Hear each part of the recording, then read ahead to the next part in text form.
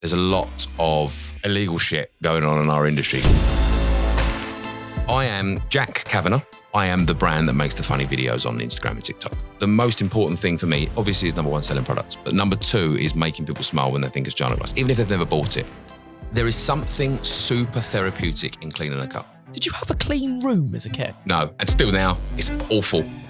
I then got that spark of, I like selling to people. And I'm really appreciative of COVID because it shaped our business massively. Stjarnagloss was never meant to be what it is today. But in the background, what has been your hardest moment on this journey so far? I nearly fucked my relationship for being so focused on the brand. There was never a time when my phone wasn't in my hand. I think any entrepreneur gets it. So this is a tough question then. And the nerves, the paranoia, the anxiety was crippling. The hate comments were rife. I was shitting myself. I thought, who do we think we are? Apologies to any viewers just before we start if I look a little bit dishevelled because we've just had a load of microphone problems and I'm nowhere near the most technical kind of audio person in the world ever, but we finally, after half an hour, got it sorted. However, my guest today, Cav, no doubt many people will be here because they already know who you are, coming from your socials, or would have seen your face around the car world.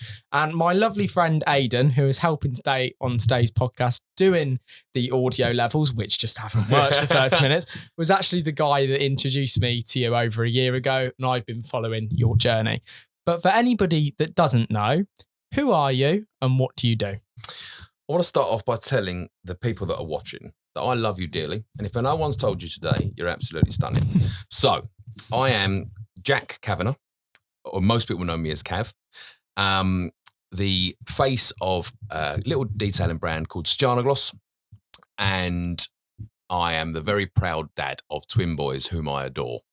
As much as I know people are going to want to know about Stjarnagloss, they are the number one on the list of priorities. And then closely followed by their mum, and then Stjarnagloss is a very close third.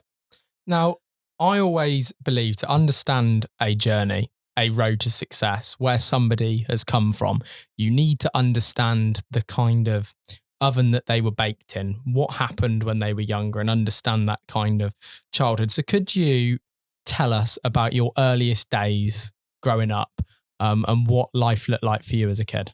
Of course. I was trying to think about this in the car on the way here, and because I've watched your episodes before, and I was teeing myself up. I was researching. Now, a lot of my growing up, if I think about my childhood years, it was in the pub. Not because my mum and dad owned a pub, but just because they fucking loved the pub. So, and I didn't realise at the time how much that was shaping me. And I think I was either, I've always done performing arts since I was a kid, from the age of 3, tap, modern, ballet, drama, and in the pub. So it was always a performance. Karaoke. I just love good old sing-song. No, it was always performing for someone. Now, the problem with being, not problem, that's a negative. What I noticed being in the pub, obviously you're surrounded by adults, but it made me a little bit of a social chameleon. And because I had always done drama, I was always a bit of a performer. So yeah, literally grew up in the local pub. Would get off the school bus into the local pub. That's where mum and dad were. And that was by no means a bad upbringing because I love my mum and dad to pieces. They're still very much a part of my life and they're very much a part of my boy's life. But I am now starting to realise how much of a Jack, that's why I've got this Jack the Lad character, because that's all I ever saw. People with a few too many beers in them, high on life, a little bit happy, a little bit giddy. And so that's kind of the earliest years. And then I think what came from that, being a social chameleon, is being able to sell. That came very, very natural with being a performer, knowing how to talk to different walks of life of people. Because in that pub, there was very affluent people, there were really hardworking people. And I could get on with everyone. And that, my mum always wanted me to be an actor, which I did to an extent, but acting's not easy to get into. And when you need to start providing for close ones, it's very easy not easy, acting's not easy, but if you have that nice little safety net of being at home, you can do every audition and not earn any money. So I always wanted to get into sales. and got into sales very quickly, but I didn't realize the importance of loving your product.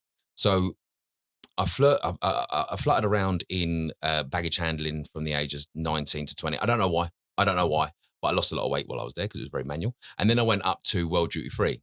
The hours were horrific, but I then got that spark of I like selling to people. I was only selling aftershave. They probably didn't want it. They probably and they probably bought it out of sympathy, but it really piqued my interest in sales. Left there to then go and live in Ibiza for 6 months. Hated that with a passion. Far too drug heavy. Always up, never a dull moment. And as much as I enjoy a drink and I like to party, then it was just, there was never a down. And I was very conscious of the fact that obviously drugs are prolific in Ibiza. And I was like, no, I need to leave here because this is going to be bad for me in the long run. Came back from there, got any job that I could, which I think it was manual. I was doing a bit of labouring on the building site. Then somebody offered me a job in welding and selling welding supplies. I was in a van all day, selling my wares. But again, I liked it. But I didn't love it. I didn't love welding. A throwback that I should have mentioned, sorry. When I was at primary school and secondary school, everybody said, you do your yearbook and what people will become. Mine was always a second-hand car salesman because I loved El Boy. But I never wanted to be that because that was almost what people had marked me as from such a young age. I was like, I will not be a car salesman. And that's no discredit to any car salesman because there's one in the room. But I didn't want to be what people thought I was going to become. But I love cars and I love sales. Long story short, got a job at a competitor's detailing brand and it made sense. I enjoyed the product. I was around cars all the time. I was selling. But I wasn't ticking that box for all the people at school that said you'll be a second-hand car salesman. But it was 99% perfection. And we were going to shows and I loved it. I really, really loved it. But I got a little bit older and the rest of the team at that company were quite young and respectfully thought, I'm out. So what age was that? 23, 24, something like that. I was there for 4 years. And what the guys at that company were younger than that? Yeah, it was really young. And for reference, that was Auto Finesse, right? Yeah. So as I said, I loved it until I didn't anymore. And thought I'd walk out of there because Auto Finesse, not my doing, everyone's doing, had a phenomenal growth while I was there. So I left and said, I don't want to leave the industry, but I don't want to be here anymore. And it was quite a nice conversation, to be fair, that I had with the boss. And when everybody would give the boy that left Auto Finesse an interview, nobody would give him a job. And I don't know why, maybe I didn't interview very well, but it was unbelievable how it was just, I was going up, down, left, right, around this country. Everybody's gagging to talk to me. As I say, maybe I'm not very good at interviewing. As I said, maybe I put too much on the table, didn't leave anything I didn't leave them wanting any more, but I didn't get a job. So then I think I got a job I got a nothingness job delivering tires just to keep some money coming in. Because by now my boys were like 6 months old.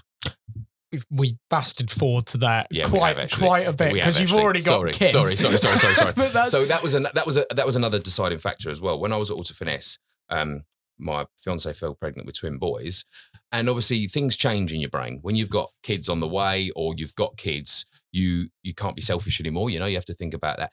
And I think that was another real deciding factor of this isn't where I want to be when I've got a young family. So they are born. 6 months later, I left, and now I can't get a job. The stress was horrific, and I'm confident that every dad has had this thought. There was a few times where I was like, "What the fuck have I done this for? Like, why would anybody want kids? Because there's no sleep, but especially before they're 18 months, they don't do anything. They're just a drain on resources." I was like, "This is like going to Glastonbury. It's fucking intense. Like, it's awful. I hate this." And not just one. Twins, double bubble. And a lot of people say, I don't know how you do it with twins. We didn't know any different. So I'm not going to say, it's so much harder because every child is hard no matter if you've got 1, 2, and that triplets. Was at 24? No, I started at Worklife when I was 24. Sorry, I had the boys when I was 28. Okay.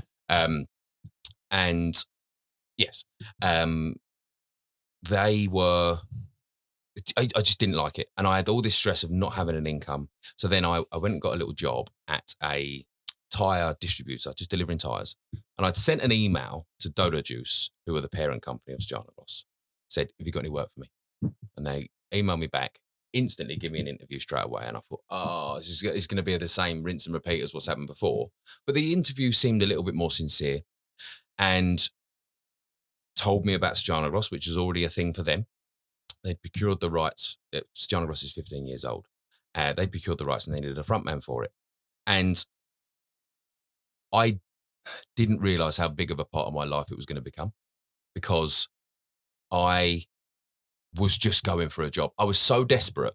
I never thought that it would turn into what it is now and it being my life, that I've listened to most of your episodes now, and the word luck is I think no one likes to say, oh, I got lucky, but it was a big part of luck. Like there could have been anybody that interviewed Dodo Juice at the right time. And that was the luckiest part of my career so far, was finding this job that I didn't know I was so well suited for. And we'll go into this. I don't want to, I feel like I'm talking a lot and I apologize. The Stjarnagloss was never meant to be what it is today. And I am so appreciative of what it's become. And I'm, weird to say, really appreciative of COVID, because it shaped our business massively into something that it was never meant to be, but we ducked and we dived and we did what we could to stay relevant. That's kind of childhood up until now. And you can dissect that however you want, and I will answer all the questions you need. Had you always loved cars? Yes. Even to this day, I love cars. And amongst all my close friends, I am the most car guy. But when you go to shows and then you see a real car guy, you're like, whoa, I couldn't tell you the engine code of that GT86 outside. But there are people that can. I know the engine code of my car because that's relevant to me. But I think there's levels and there's leagues. I like to think I'm at a comfortable level. It's not an obsession. I love most cars. There are cars that I hate, but I would say I've always been a car guy, but I've never really had the means or the budget to have good ones. Okay, interesting. Had you always adored looking after your things or cleaning cars? I feel like it was a... Because growing up, I got this one question, which couldn't help but write. And I find this fascinating for someone who's essentially a massive part of it has become about cleaning stuff. Yep. Did you have a clean room as a kid? No. And still now, it's awful. And this is my thing. There is something super therapeutic in cleaning a car. It's my me time, especially when there's no camera on. I love it when the camera's on because I'm performing, but there's a real, I need a little bit of escapism. I'm going to go and clean the car with nobody watching. I love that. But I don't find that in cleaning anything else. Like my missus will scream at me, effing and jeffing, why are your shorts on the floor? I'm like, because the washing basket's a long way away. Whereas I would never allow that in the car. There's 2 cans of Monsters in the passenger footwell. They'll be gone by before I get home. Whereas if that was my room, I don't care if they sit on the side. That's not me, Kath. That's not me. What, you would? I'm awful. Really? My cars are disgusting. Okay. I am just all about driving, and it drives people like Aidan saying here crazy. But that doesn't seem to be you then. You've always cared about how your car looked. And for me, so my first car was a little Peugeot 106. I paid 500 quid for it. And I called it Poppy. I love that car. But it was never going to be quick because it had a 1 litre. It was never going to handle that great. So the only real way that I could improve it for minimal amount of money was just to make it super shiny, super bright and super shiny. So me and my next door neighbour, Reese, we used to have every Saturday, we had this big bucket of just stuff that we'd bought from the local Halfords.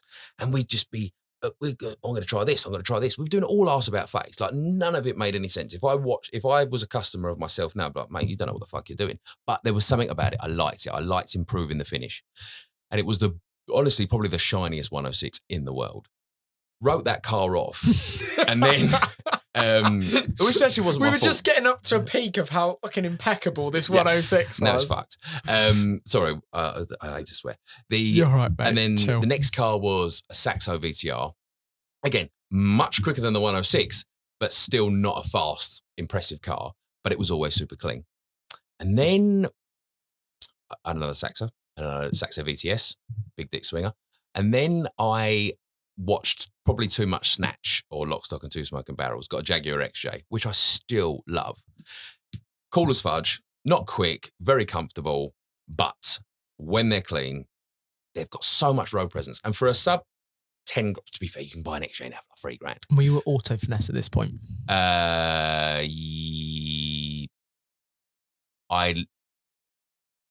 No, because I had my first Jaguar I had, then I had a van for 4 years while I was at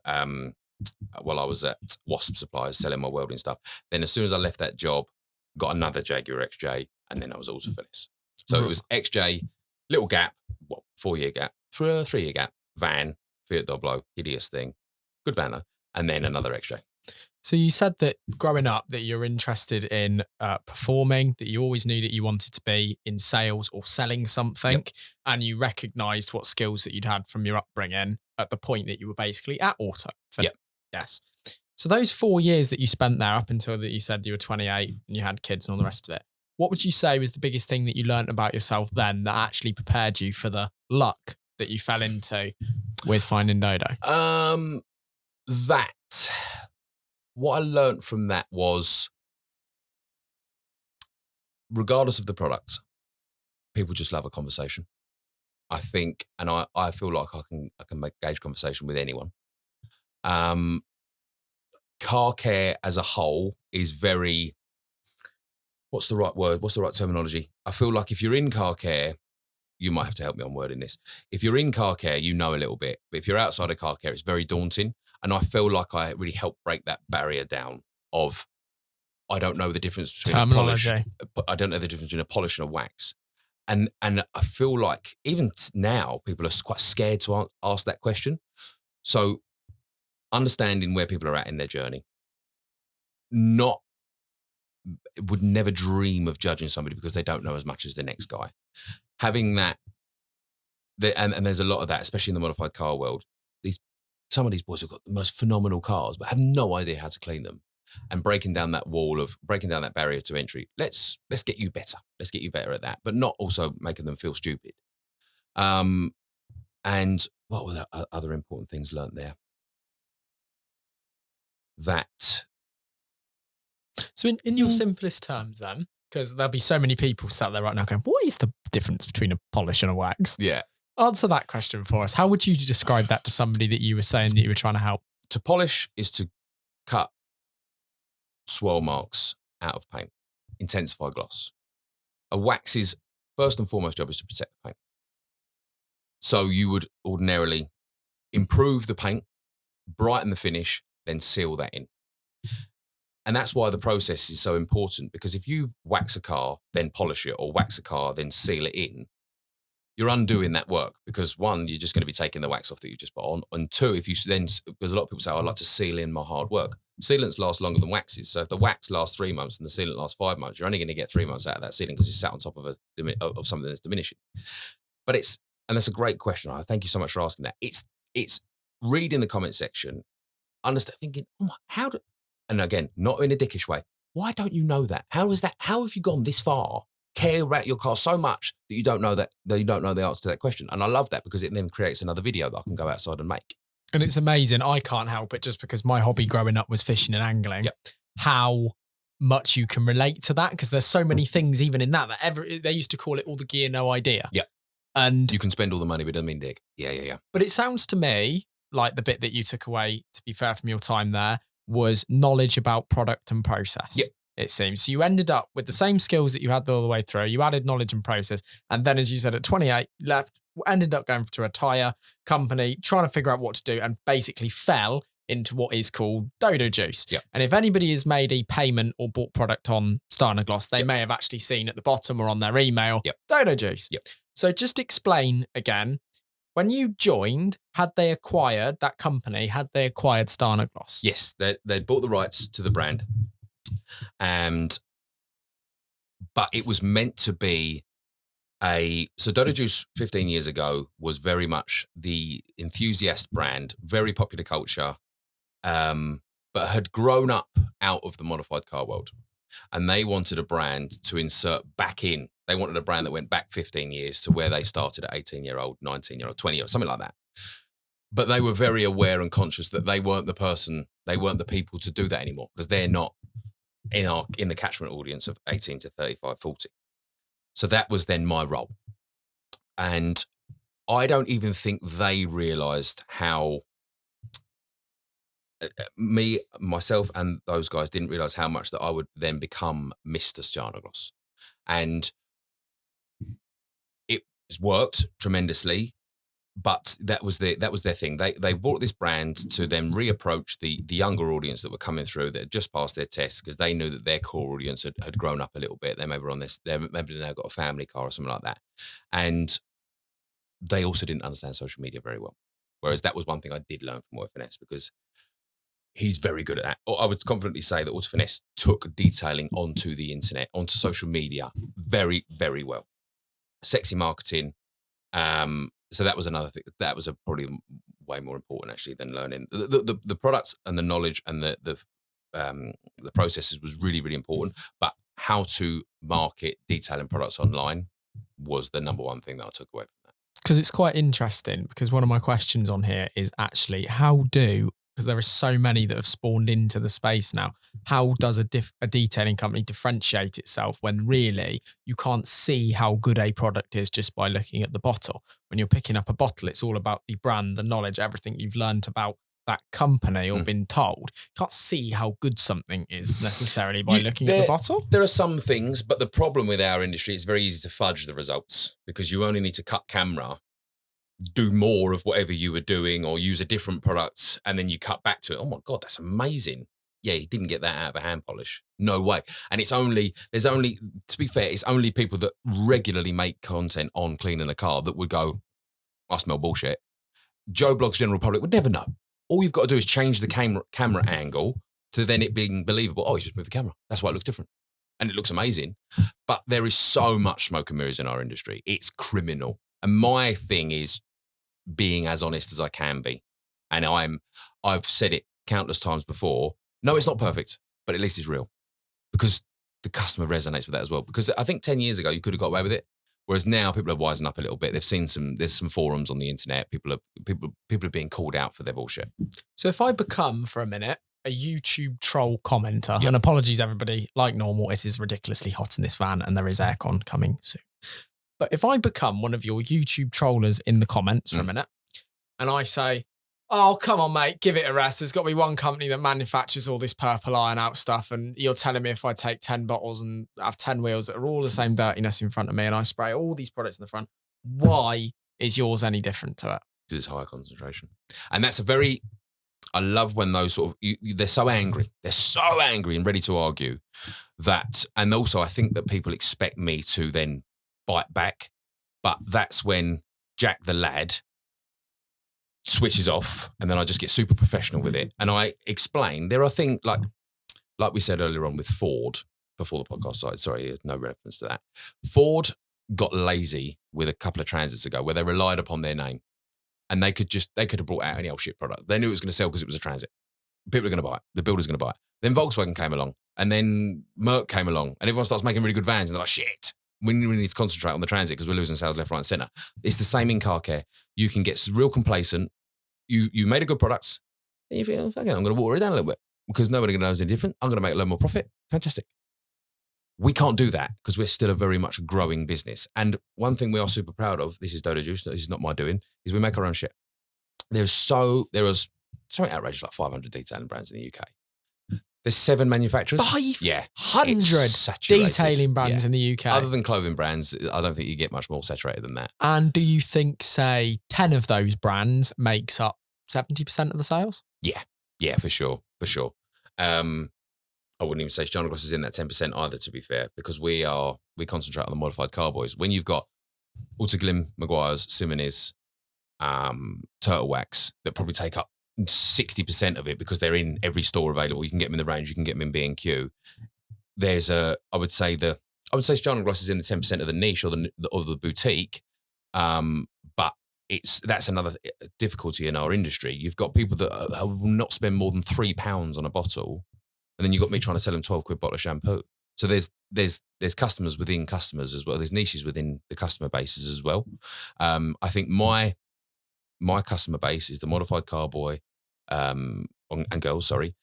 I would like to think we're definitely in that 10% of that audience, but I pale in significance in comparison to all of them. You could see that you are. I was at the Gravity show at the weekend where we saw each other, and your stand was rammed. Yeah, it was busy. Was you shocked by how busy? I really was, because, and somebody made a really, really nice comment in that the work you do in the winter, you reap the rewards in the summer in our industry.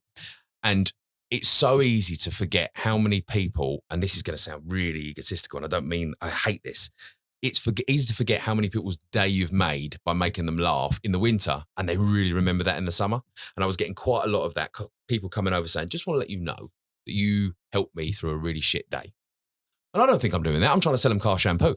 But because I'm always putting a little joke in there, that's always the bolt on. I want to make people smile. A little jump and a skip. Yeah, a skip and a dumps. And the most important thing for me, obviously, is number one, selling products. But number two is making people smile when they think of Stjarnagloss, even if they've never bought it. That's my secondary mission. And it really reminded me that it was working because of how many people that were so shy to come and say hello got to know a little bit about them. And they went through some shit. Winter was tough. COVID was tough. Blah, blah, blah, blah. You really made me smile. That's so rewarding. And Gravity, I get it at most shows, but Gravity just seemed like there was a tidal wave of people that wanted to come over and tell me that sort of thing, which was amazing. Gravity was wild. So being the face of a automotive cleaning brand at, what was 28 that began? Yeah, 28. How quickly did that business grow? What did the growth look like from when you joined for then a few years after? And how old are you now? 32. Oh, So wow. Stjarnagloss will be 4 November the 1st. And November the 1st, 2019 is when we launched. The worst time to launch a detailing brand because nobody wants to, we're a new brand, so nobody's going to gift it over Christmas. And then we go into January, February when no one cleans their car. And if you do, fair play because it is chilly willy out there. So we've got the first 4 or 5 months of just nothingness. We're not getting the gifting season. We weren't established enough to do anything with Black Friday, Cyber Monday. And then January, February rolls around and it was like, then all of a sudden Boris Johnson starts talking about staying indoors. And I was like, no, I thought that's it, game over. Was it March? March or April? Yeah, it was, it was end of February, start of March 2020 was when that all came about. So we had I took on some dealers, and that was a beautiful thing about Dodo Juice. They already had established dealers. So we had a great first month because all these dealers took on this new brand because it had something to do with Dodo Juice and they had that respect and trust for it. And then December, nothing. January, February, now this word popping up, the dreaded C word. I don't even want to say his name. Go home. Fuck. Game over. Barely even got started, and now everyone's been sent home. And I remember, like it was yesterday, laying in bed, like we were meant to, on my laptop. And at this point, we were getting like 3 and 4 orders a day, minimal. Laying in bed and got my phone on the side, and I got the little Shopify app. Ching. 10 minutes later. Ching. I was like, fucking hell, I've never had 2 orders in 10 minutes. This is amazing. What's going on? Another 20 minutes go by. Ching. I rung Dodo Juice. I was like, what's happening? They were like, we're busy. And I was like, no, everyone's gone home and clean the car. Didn't know what to expect. Honestly thought people were going to go home and stay indoors like we were told to. Don't know why I thought that now. Hindsight's got 20/20 vision, but I thought we were fucked. Fast forward a couple of weeks and I was scrolling through social media and just nobody was making any content, naturally. One thing I should say before this, Stjarnagloss brand tone was meant to be arrogant. It was meant to be like Supreme. There's no face to Supreme, but all the cool kids are wearing it. And the fuel can was meant to be, the version 1, the Tiffany blue Porsche mint with white writing was just meant to be in all the cool cars at shows. That was its job. But the problem is there was no shows. So there was no cool thing to be seen on social media, at car shows. So I went to the unit and I made the worst video you've ever seen on how to use a snow foam lance. And it was shit. I didn't even have a microphone. I was shouting at the phone. It was awful. But it got more views than I had followers. At this time, I got like 2,000 followers. TikTok wasn't even a thing yet. So I thought there's something in this. I've got to keep going. So I went back the next week and made the same video on how to use a snow foam lance from a different angle. Don't know why. Stupid thing to do. And that is what really changed Stjarnagloss because a week goes by, when's the next video? And they were, honestly, Ben, they were so shit. I am ashamed to watch them back. But it was something for people to watch. Totally get what you're on about. I've had this literally the same thing with another YouTube channel that I've got for the fishery, and I just look at the content. I can't even watch it. Yeah, it's hideous. But people are like, when's the next video? I'm like, why do you like this? Shit. Yeah. But I think, and I don't know at the time of fishery, but it was at a time when there was nothing else to watch. So people, I've watched all of Netflix. I've done YouTube. I just need something new to watch. So it was then and by now, obviously, I don't think it was arrogant, but I thought, oh, people want to watch me. I'm getting good at this. So I got a little bit more confident. And then a little one-liner would pop in. And then following orders were already growing because of the timing that it was, but then the following started creeping up. And now, I know I'm jumping a bit and we can go back, but now I am the brand that makes the funny videos on Instagram and TikTok. And that was never the intention. And that's why I say I'm so lucky, one, for Dodo Juice, and two, for COVID shaping this business into becoming a USP. There are other brands that make educational videos on short format, no doubt about it. But I don't think many people would do it with humour because our industry is too serious. People think it's so important. We're not curing cancer. We're cleaning the car. It doesn't matter. And I think breaking down that, it's not that important, mate. Like, if you've done it wrong, I'm not gonna shame you for it, but I would love to teach you how to do it right, and hopefully I can build a loyal customer, and you come back again.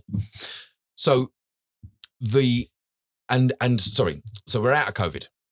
Then the fuel can really starts kicking in because now that's in all the cool cars. That I find absolutely brilliant because that was Dom from Dodo Juice. When you think about entering a market, as you said, there's 500 brands for say in the UK, give or take.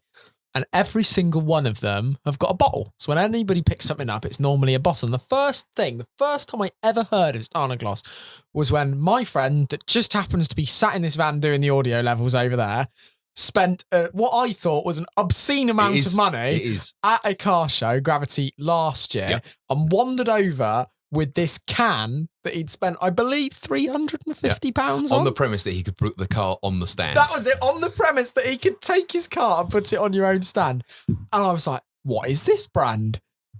You mentioned how fast the brand has grown in 4 years. You're the face of the brand, it's grown really fast in 4 years. Without the can, where do you think you'd be? I would say it had more of an effect on our social media following than sales, because the sale of the can turned up after 2 years. Well, I didn't ever want to sell the fuel cans, but I had them listed on our web. The Porsche Mint one was listed on our website at £400, which was a nothingness price. It was only on there purely for stock reasons. It was always out of stock, so I could knock it off of stock at the back end. But the nuts thing was, people were like, I want one. And I'm like, fella, they have to work for us. They cost us a pretty penny. So they're sponsorship only. And you haven't got a following, you haven't got a show car. It's all good conversation, but what am I giving you one for? You've got 3 followers on a lot profile and a Ford Fiesta. There's no value in me giving you a fuel can. I want to buy one. And I was like, I'd never even considered it. We'd never even thought about selling them because they were going to have to be a pretty penny. And we sell shampoo for £12. We sell quick detailer for £10. Who are we to ask for 350? Well, the original one was £300 for a fuel can, but the demand was there. So we had 50 made in the first colour, crayon grey, always been a Porsche theme. Crayon grey, slate grey writing. And it went out at £300. And honestly, I was shitting myself. I thought, who do we think we are? A £300 jerry can. Because you've decided to buy those in as well. Yeah, and there's a little bit of investment there in buying them in. And the nerves, the paranoia, the anxiety was crippling. Can we sell a £300 fuel can with car cleaning products in it? Made the video, put it on the internet. Boom, sold like 40 of them in the first couple of days. I was like, what the fuck? Oh my God, this is... Take a breath, relax. But a couple of reasons why they're expensive. One, they cost us a lot of money. And two, I don't want them to be every car's got a fuel can because then they lose their sex appeal. So they're priced highly because they are exclusive. There's only 50 of each colour. So if you see somebody that's got a mint one, they've got a mega car. And if you see someone that's got to be fair, we haven't actually given any sponsor cans out in white yet. But so if you see a mint one, they've got a special car. If you see any other colour car, big dick swinger, they spent 350 quid on something that they didn't need. And they've turned, and obviously I'm biased, but for somebody to care enough about a fuel can, to part with their money, I appreciate them a lot. That's why I call them big dick swinger. So what effect did it have on the business? I think it gave us a USP along with the short format entertaining videos. And then the second one was the gold air freshener, the Stjarnagloss. Because again, 20 quid for an air freshener, 100 mil, but it's got 24 karat gold in it. It's cool as fuck. Everybody wants to hate it.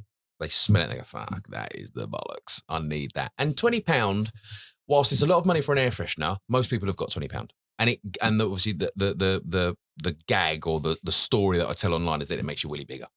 Everybody wants to feel like their willy's going to get bigger if they spray this air freshener. So I'd say the fuel can and the air freshener and the videos there are three things that differentiate us. And like you said, one thing I should have added, we estimated there was about 1,200 brands in the middle of COVID. Like everybody started a detailing brand. All the detailers that couldn't go to work thought, well, I can't go to work because we're not allowed out. I'm going to start a detailing brand. I know a little bit because I use it every day. Fine. They go to a chemical manufacturer. They get a label made. Boom. They've got a detailing brand. But you watch Auto Finesse, you watch Maguire's, you think, how fucking hard can it be? I put it on the internet. I show them what it does. It sells. Tanks, because you need to have like the safety aspect that goes on behind it. God forbid someone drinks it. You need to make sure you've got that insurance. You need to, all of our bottles, to be fair, this is empty. All of our bottles peel and reveal. So you've got 14 different languages in there because we want to sell it overseas. There is so much boring shit that goes on in the background of a detailing brand that Dodo Juice take care of.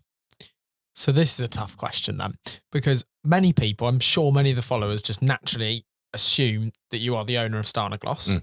And then it's your brand because of how much care and attention you clearly put into it. And it just you can tell it's your baby, but it's not. It's owned by Dodo Juice. In the same way that Autoglim is owned by Outro. So it's its own thing, but ultimately, yeah, Dodo Juice is the parent. Do you think, because of all those new brands starting up and giving it a go and the accessibility of being able to launch a detailing company in the UK, do you think that even with the effort that you've put in, it would have survived without a parent company?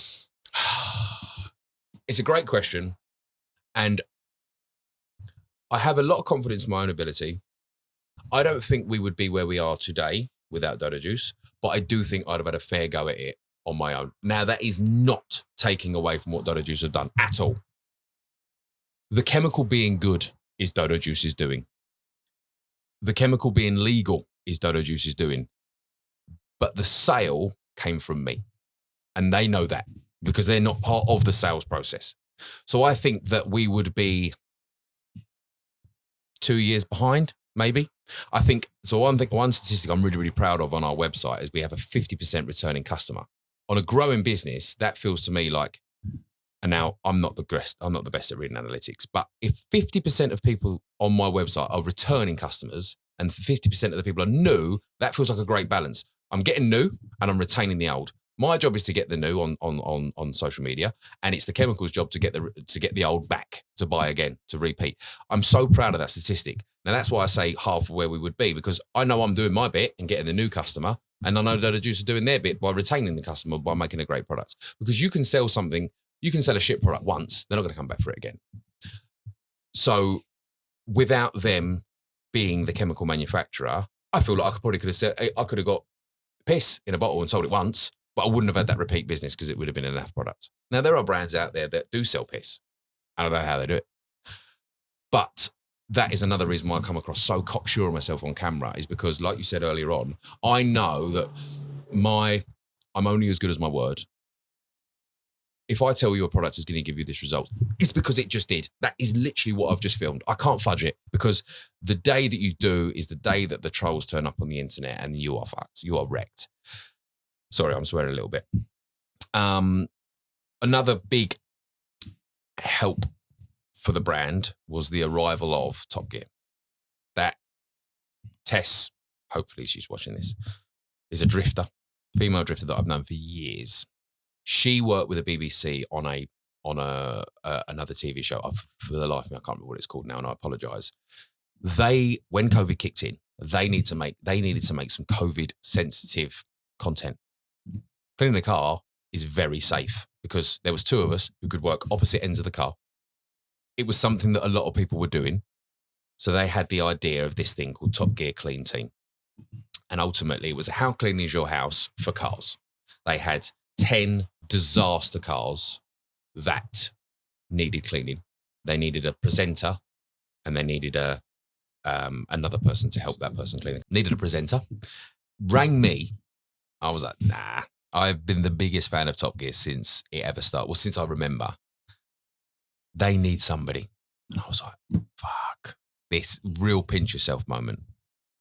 Made the phone. I spoke to them on the Wednesday, confirmed it the following Friday. We were filming the next Wednesday. It was out of nowhere, turned up. And the car, it's the most watched thing on Top Gear's Facebook page, which I'm really proud of. But again, the timing was great in that everybody was on social media. That's all anyone could do was be on their phone. They're getting their 8%, they're on their phone. So we had these cars turn up. See, I couldn't say Stjarnagloss because it's the BBC. I couldn't say product names, obviously, because of the same reason. But I'd be using the pink citrus pre-wash. I'd be using the blue tyre dressing. And the amount of people that would watch the Top Gear Clean Team had no idea. The hate comments were rife because they didn't know who I was. And Facebook is littered with angry people. It's a savage place, yeah. Brutal. But the amount of people that go onto TikTok see me as Mr. Stjarnagloss. Are you that fella from Top Gear? Yeah. Because I couldn't say it publicly. I couldn't say it on Stjarnagloss. I'm on Top Gear, but they could recognize me, obviously. That, I think it gave the brand a little bit of credibility in that, oh, he's not just some wonky salesman. He's also on another, he's on Top Gear, which is beat that in the automotive industry. That helped as well massively. And I don't know why I've gone here, but that wasn't Dodo Juice's doing. That was my doing. So that when you say, would I be where I am? I'd be somewhere for sure. That's amazing, really, that as you said, so many opportunities have come up, but you have had to grab them by both hands correctly. Otherwise, nothing would have happened in the first place. And it's also happened in a short space of time. So how have you managed to basically grow that business whilst having twins and a family in the background? How does that all work in such a short space of time? What does your life look like and how do you separate the two? One thing I'm gutted about, but I have two best friends, Mint and Tom. I barely see them, which breaks my heart because I love them to pieces. But the boys are number one. Providing for them is number two. Unfortunately, there ain't much room left for number three, which is a social life. I see them once or twice a year, which I'm so ashamed of, but they get it and they respect it. Both of them haven't got kids. Unfortunately, I got very selfish in that all I have time for is my family and this brand.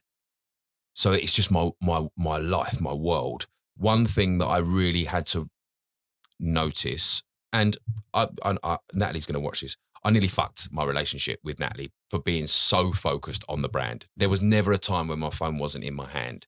And I think any entrepreneur gets it, any business owner gets it, that you, oh fuck, if I don't reply now, they might go somewhere else. That fear, that anxiety, that paranoia of, but since Stjarnagloss got more and more successful and I don't have to check my phone every 5 minutes, it's really helped my relationship. The next thing would be having a little bit more of a social life. You know, I now go on holiday, which is lovely. But the next thing for me is freeing up some evenings in the week to go, do you know what? Work's good. The boys are in bed. Natalie's doing something with her friends. I'm going to go and see my mates. I think there's the work-life balance thing is impossible. I don't think anyone's got it right, but I know that I need to get my relationship back with them boys. As I say, we talk on a text every now and again, but it's so nothingness. We used to spend every waking hour together if we wasn't at work. But that's the only way really to get through it, I think, is to just eat, sleep and breathe it. So you mentioned that journey though started when you were 28 of almost like you literally treat the brand like it's your own, and I can't differentiate any difference between you and an entrepreneur that would own the shares to the business. You just seem to live and breathe this brand that you've created and it's like your baby. So fast forward to now from then, what does it actually look like operationally? Have you got people on for Stjarnagloss? Because at the time it was just you. And how has that grown over the last few years? There's 14 people in the business between Dodo Juice and Stjarnagloss. We've taken on 2 new bodies that because we treat the brands, ultimately it's car cleaning product that goes out in the post. So people could, if they were doing Dodo Juice, then they'd start doing a little bit of Stjarna. So we've almost just had to add support to the existing body of people. We brought Jib on, big up Jib, last year as a help, as a background help for Stjarnagloss. He does a little bit for Dodo Juice as well.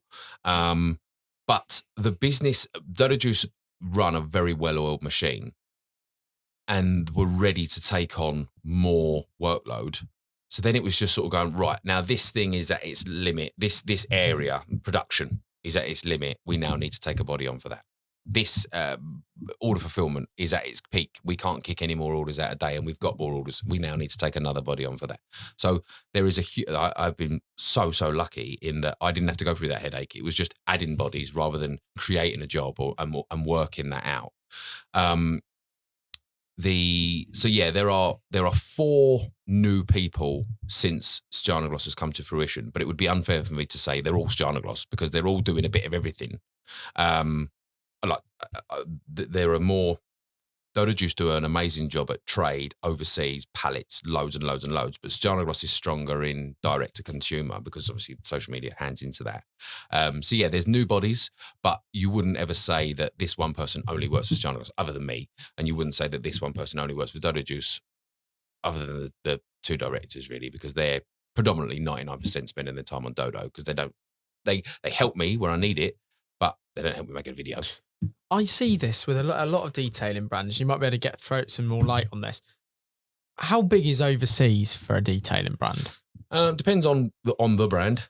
For us, without digging into Shopify, I would say it's 65% overseas. Yeah, massive. So your sales are larger overseas than they are here at the minute? Yeah. Wow. Yeah. I've never recognised that. What's it like getting bottles of liquids out of the country? Some countries, easy. Some countries, Switzerland. So it's going in, not coming out. Yeah. Switzerland, the Middle East, tough to get chemicals into. But America, easy. Japan, easy. Europe, easy. As much as Brexit didn't make life easier, luckily it's not bad now. It's pretty simple.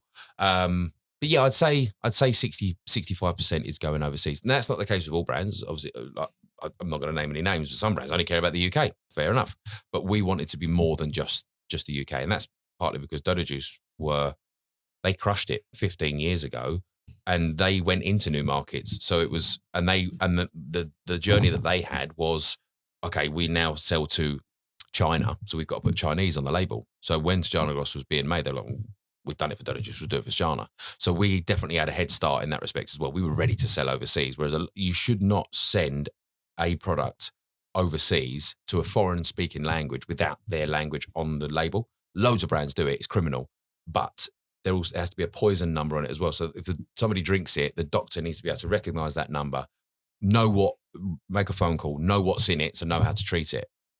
Barely any brands do that, especially starting out ones. But Stjarnagloss was so legit from day one that we really got a head start on overseas shipment. Obviously, America is easy because they speak English. But yeah, there's a lot of illegal shit going on in our industry because people just don't respect it, because it is ultimately for cleaning the car. And what damage can it do? Then a kid picks it up. That's when it can all go Pete's Hole. Which probably flushes out the weakness, which is why there's 500 brands in the industry and there's constantly brands turning around and creating new brands pop up, etc. But this is for the guys listening that potentially think that they may still, and we encourage everybody to try and start their own things. Yeah, good luck to you. But if somebody goes out there and thinks, right, okay, because there's all these suppliers, there's all these manufacturers, I can buy the product and I can stick a label on it and I can sell it. The thing that I see a lot of people underestimate at the minute, especially since COVID, which is obviously kind of when you started. But when there's 500 brands in a space, there's 500 brands prepared to have an ad spend. And there's 500 brands. Do you think it's possible that at those margins, when you buy a product that's already manufactured and then have to put on, you're only making, say, 30% gross on that entire product if you sell it at full RRP, so no Black Fridays, no big discounts, all the rest of it. Do you think it's actually possible to make money on those? There's more than 30%. Even if you buy, if you're, I think there's money to be made for sure, but I do think when you go from a service-based industry like cleaning a car, you like to think you've done your numbers. But I think there is definitely a lot of people that go, oh my God, this cost me £2.50. I can sell it for 10. I'm making loads of fucking money. But they don't factor in the additional warehousing, the labour, the insurance. If they want to go legit, then you'll see a brand that you think, oh, you know what, he's getting a bit of traction. And all of a sudden you think, oh, now he's paying insurance. His price has gone up by £2.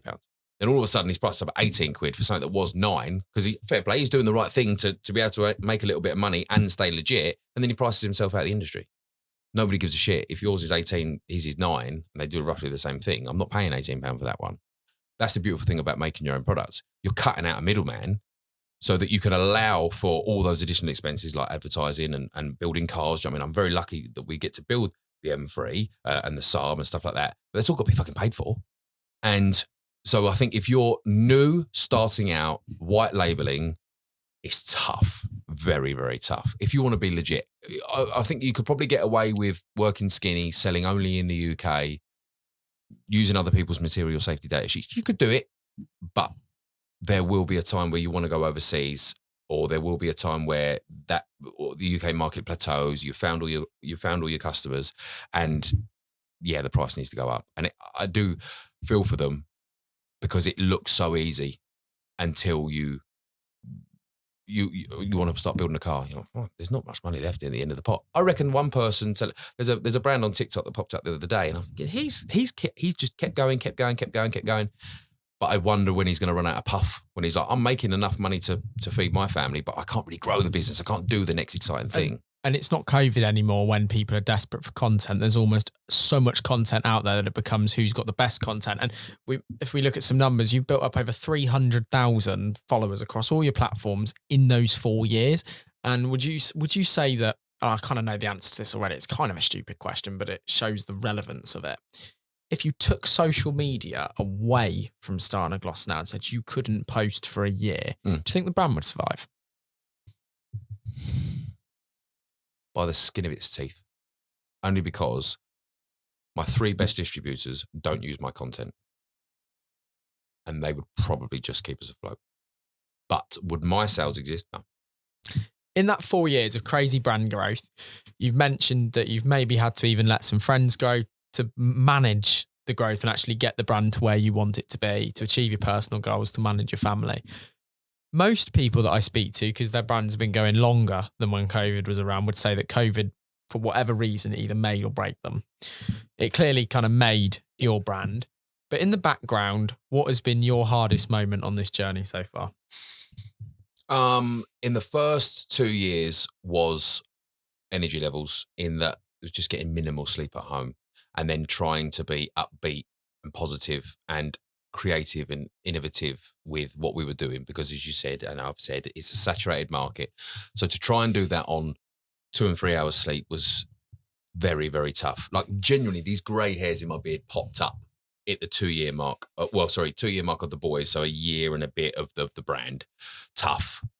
Aside from that, time management, but not so much with my friends, time management with Natalie, knowing that I should be giving her more time, but this knot in my stomach of I can't let this thing fail, to provide for the boys. Like I always had the bigger goal in mind, and I'm not knocking Nat, because she, rightly so, deserves my attention and my time.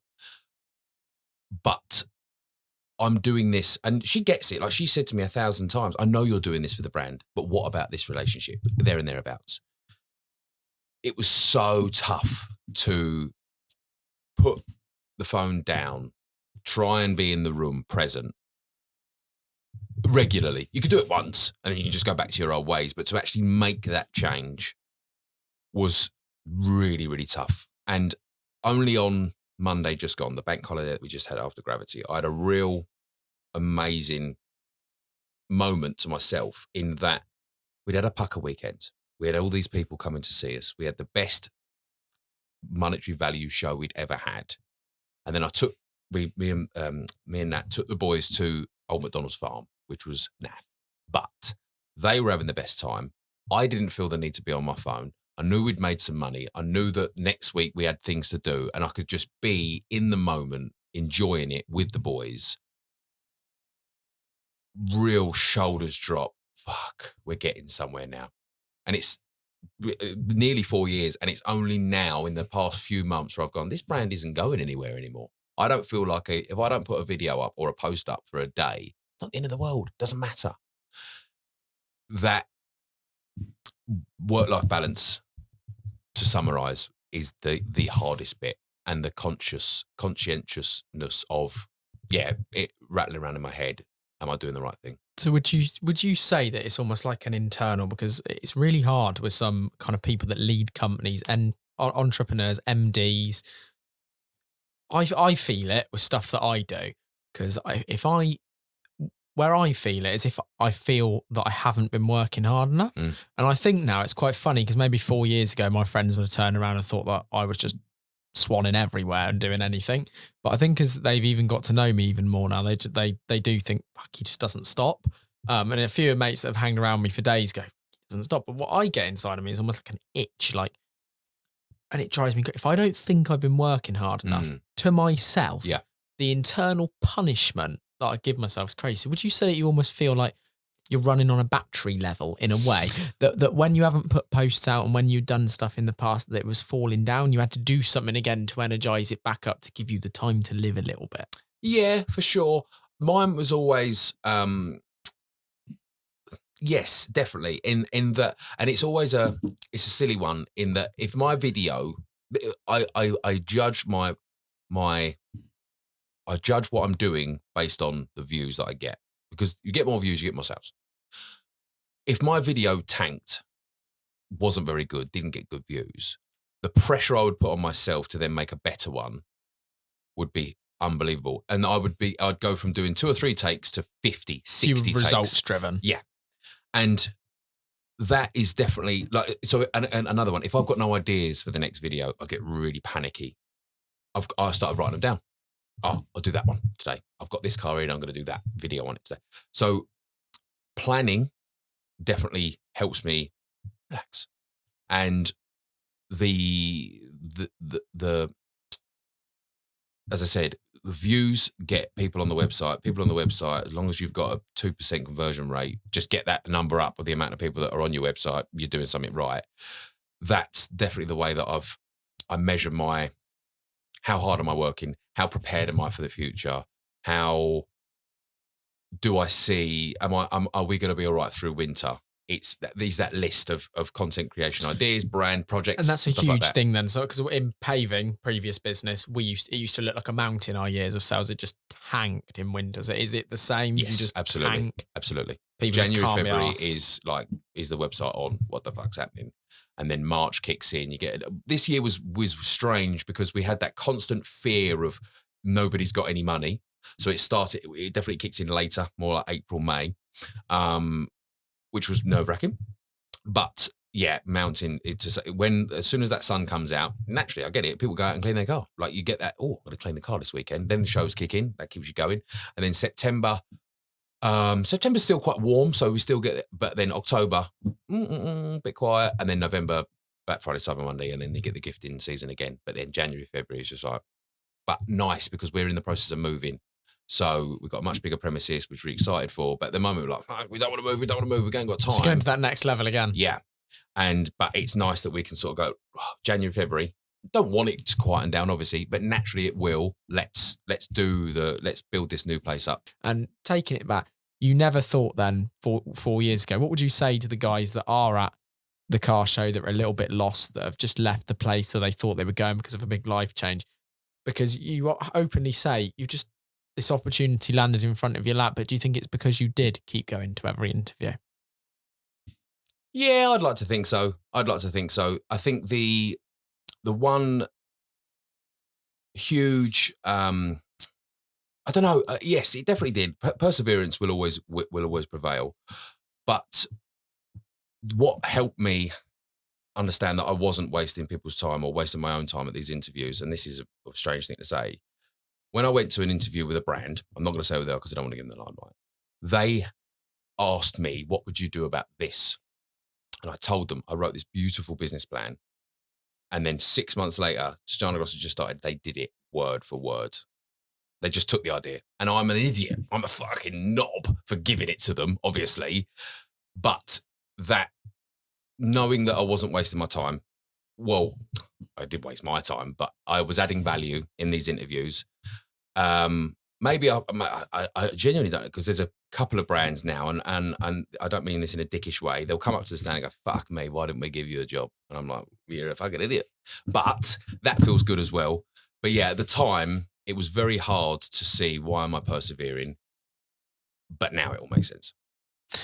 There was a guy on the podcast called Andy. He was one of my first guests. Doesn't have a massive amount of views, but he's really well known in our local area, and he's got his own clothing brand where he owns half the clothing store in Swindon. And when I first met him and I walked in the store, he used to have Pavestone, the paving company, and I immediately wanted to hire him and offered him a job, and then found out that he owned the place. And I think it would be exactly the same thing with you, because just the natural born sales inside. Do you think that's something that people can develop, or do you think that needs to be in them? I would have said that you could teach sales. And I think you can teach better sales, but I do think there has to be something in you to get it, to understand that if you just keep talking to somebody, you find what they need and then you service that need. I think it's taken me 32 years to realize that some people have got it and some people haven't. And that sounds arrogant, and I apologize, but there are reasons some people build fucking spaceships, and there's a reason some people sell cars. They are good at it. I think that you can definitely get better at them with coaching, but you have to have the right foundation. You have to be a people person. Thank you for coming on Road to Success. What an amazing conversation. I've really enjoyed it, and I hope it gives a brilliant insight to thousands of people across the UK that are thinking about doing this, or just interested in yourself and the brand and a personal journey. So thank you for sharing your story, Cav.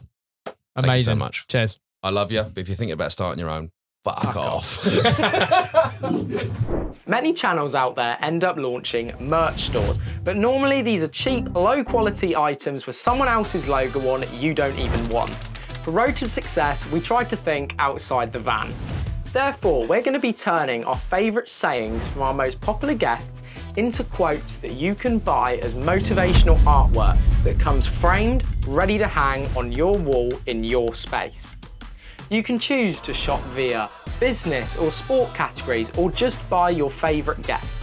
Go and check out our new store at www.roadsuccessstore.com or find the links in bios and descriptions. Let's win together.